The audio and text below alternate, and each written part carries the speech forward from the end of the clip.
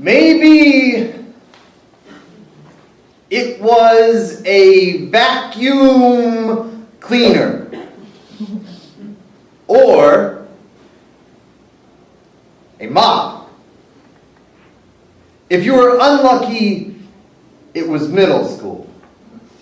But if you were lucky, there was a wedding. Your dad or your uncle had an old buddy with a nephew getting married. You are 12 years old, standing at the edge of the parquet at the reception when you realize that you will never see these people again.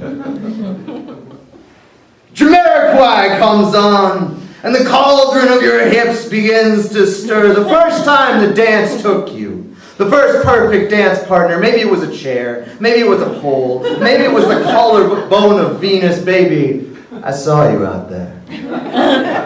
Your skin looked like almond sliver thin and twice as sweet. You looked like you had the inside scoop on burn. You looked like you knew the middle name of ache, of shimmy, of thrash, of step, of twist and clown. I heard that you have the Electric Slide's phone number. And boy, howdy do I know the moves. When we let rhythm in and abandon out, there is no wrong way to do this. There is no way not to be beautiful. Maybe you haven't eaten all day, and you're broke, and you live in your girlfriend's dorm room, but you have a boombox and a tape of Belle Biv DeVoe. You are birth. You are a dream the sun is having, and it doesn't matter the music, because when we go, all we can hear is spotlight. Remember that a bead of sweat is a sacred circle, that sweat is the last honest currency among sinners. This is the sycamore grove. This is the burial ground of kings. This is the sexiest thing you can do without touching someone. And if you do this right, you will never hunger. You will always be wealthy.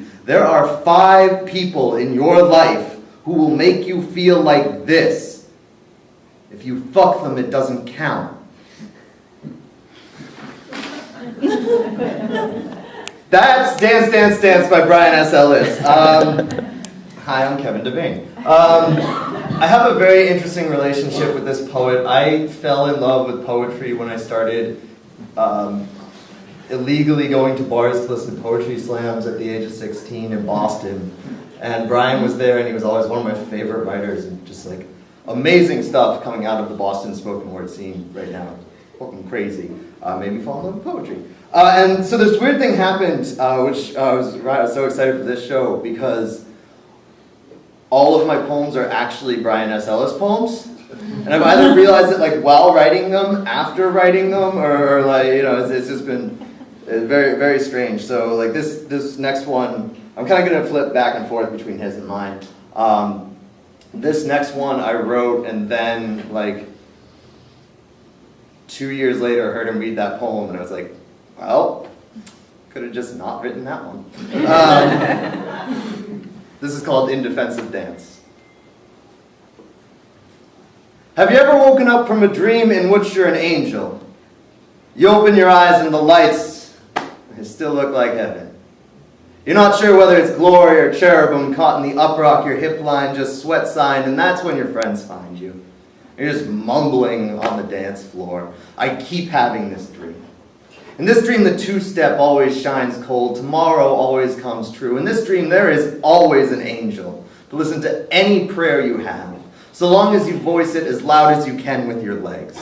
So long as your legs are fully aware that they can break, boast, or be broken. And in this dream, if the tumbler disappears, we're going to pour straight out of the bottle. We're just trying to unfreeze that sweet slick you keep in your throat to take the taste of sky for familiar. And if your timid self gets gulped down in gluttonous mouthfuls from a gregarious bottle, dancing, this might become enough about destruction to lay it down harder. More than the clear plastic vodka in your trunk, that yellow tooth choke back liar every time you say, for the last time, and you know her number is still in your phone. Your fingers are hovering above that last pack in your glove compartment. Mosquitoes in July, sleet in January, and May is littered with the cracked plastic cry of the ravens and the radio.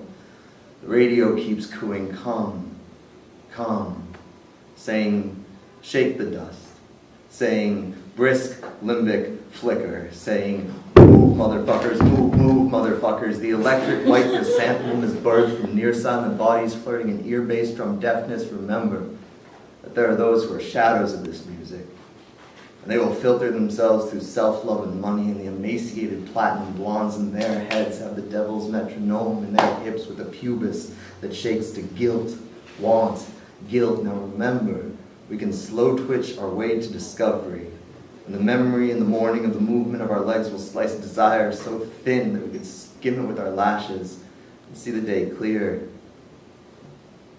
This is why I dance.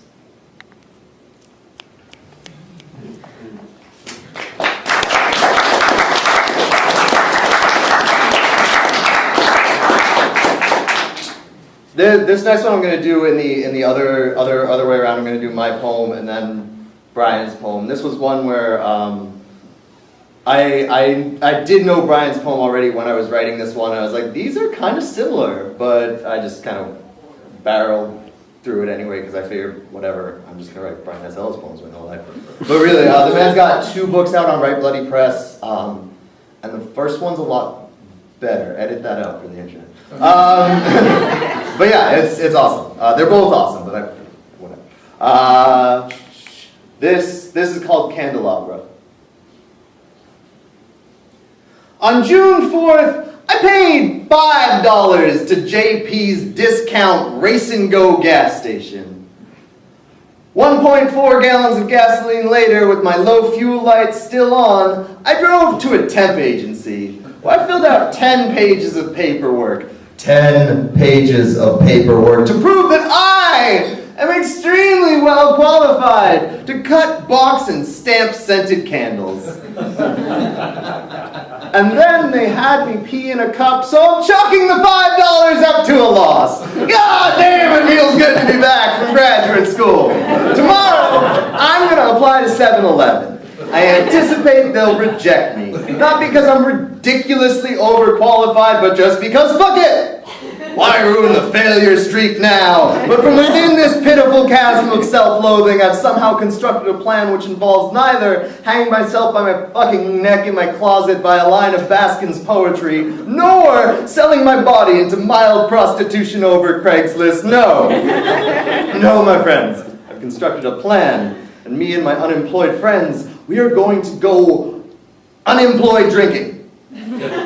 For the uninitiated among you, where I come from, unemployed drinking means you drink 40s in the meadows by the train tracks off of 91 until everybody involved is extremely well qualified for any kind of work that involves drinking 40s.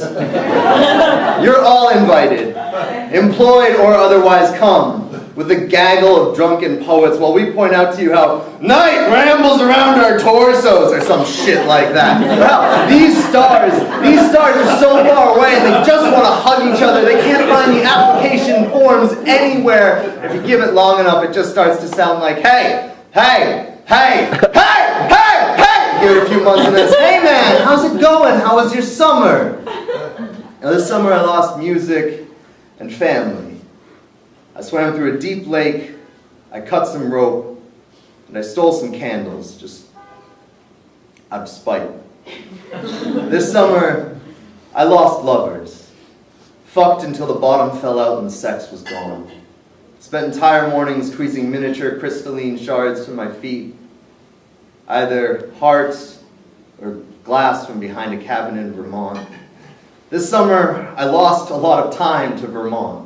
This summer, I lost friends to Buffy the Vampire Slayer for like the 3rd time in my life. So this fall, let's try to tag lost to as few objects as possible. Let's one-arm hug more often, and if our stray hands start to brush the train tracks nervous like iron bra straps, we're just waiting for the world to slip off our shoulders. I'll teach you a pilfered candelabra trick I learned in the meadows off 91. And when something you can't trade or steal treads wax to approach threaded glass, in the moment before those perfect clear halos swallow that flame like a choked breath, You can almost hear it shouting at all the cars that are eating up that freeway like, where are you going? Where are you all going? Are you going to make enough gravestones to cover the rest of us? Now let us live by this light. And let us tell each other what we see.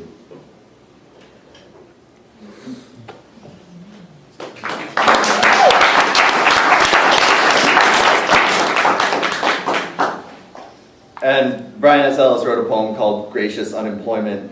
Don't worry, there will be 40s.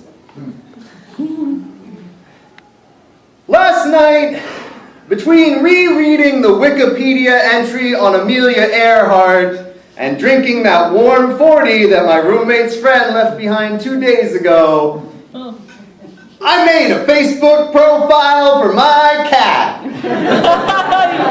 Good morning, 11:30. I am unemployed. Gracious unemployment, so eager to welcome me into the boozy mire of you. Time is laying incapacitated at your feet like a blind man you hit in the face with a crowbar, his teeth splashing and bouncing across the days of the week like the bathroom walls of a strip club in New Jersey. How we come to mark our days by the accumulation of small broken promises. I'm going to bring that application to Popcorn Galaxy in after the weekend. It actually would be really good for me. How easy it is to mistake survival for living. How quickly we become house pets. On Saturday, I spent 6 hours just flopping around like a diseased turtle. Every morning, the carpet tries to dupe me into becoming a part of it. Without work, my work has become being anything but a hallway. My work is to keep my home from transforming into anything else. Suns and moons disappear behind buzzing monitors. The names of dead gods splinter under the weight of motionlessness, while hunger looms like the opposite of a birthday. Alone, I am forced to fashion purpose without a punch clock or push broom dreams, renaming days and hours based upon the frequency of showers and masturbating. There is so much poverty inside of me. Its language is fear. Fear's alphabet is a song of paralysis. From within paralysis, I will learn what the burn of muscle is willing to live for. I must climb out of the well of myself. I must learn how to wear my name unseen.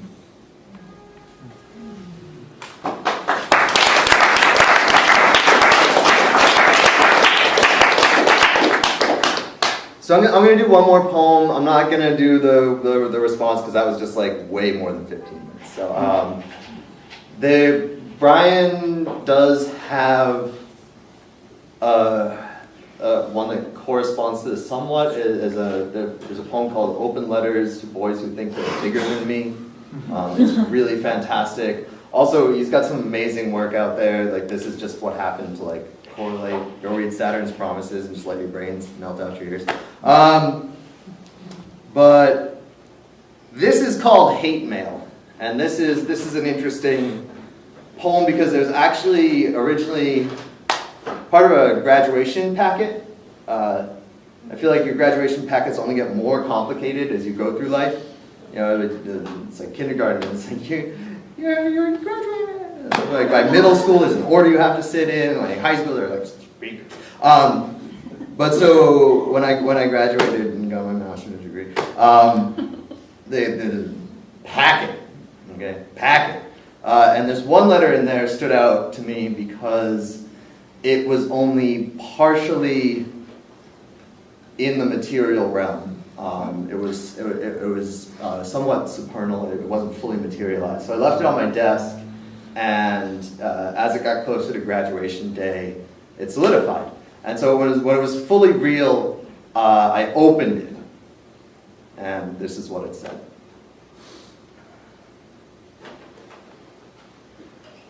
Dear Kevin Devaney, fuck you. What did you think you were going to do here?